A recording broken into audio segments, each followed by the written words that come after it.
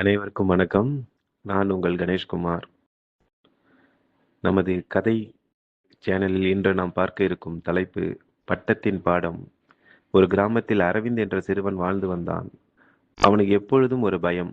நான் முயற்சி செய்தால் தோற்றுவிட்டால் என்ன ஆகும் என்று. ஆனால் ஒரு புதிய விஷயத்தையும் செய்ய அவன் தயங்குவான். ஒரு நாள் அவனுடைய தந்தை ஒரு அழகான பட்டம் வாங்கி வந்தார். அதை பார்த்து அரவிந்த் மிகவும் மகிழ்ச்சி அடைந்தான். இருவரும் ஒரு பெரிய மைதானத்திற்கு சென்றனர். அரவிந்த் பட்டத்தை பறக்க விட்டான். அதனால் சிறிய நிமிடங்களில் பட்டம் கீழே விழுந்தது.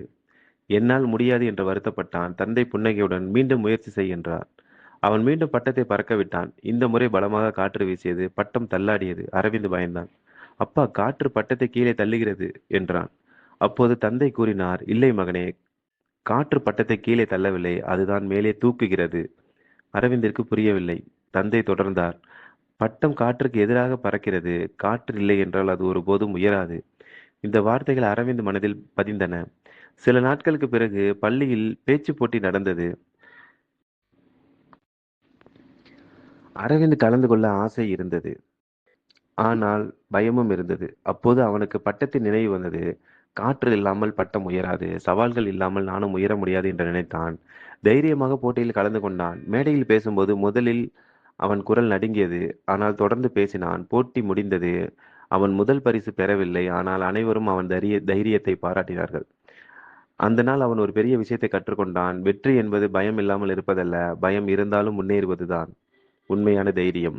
அன்றிலிருந்து அவன் ஒவ்வொரு சவாலையும் தன்னம்பிக்கையுடன் எதிர்கொள்ள ஆரம்பித்தான். சில நேரங்களில் வென்றான், சில நேரங்களில் தோற்றான். ஆனால் இனி ஒருபோதும் முயற்சி செய்வதை நிறுத்துவதில்லை.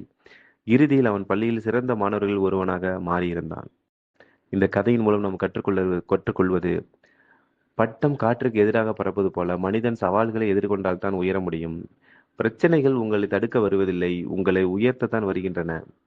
தன்னம்பிக்கையுடன் முதல் அடியை எடுத்து வையுங்கள், வெற்றி உங்களை தேடி வரும் என்பதுதான் இதிலிருந்து நாம் கற்றுக்கொள்வது. நன்றி, வணக்கம். மீண்டும் ஒரு நம்பிக்கையூட்டும் கதையின் மூலம் அடுத்த நாளை உங்களை சந்திக்கிறேன்.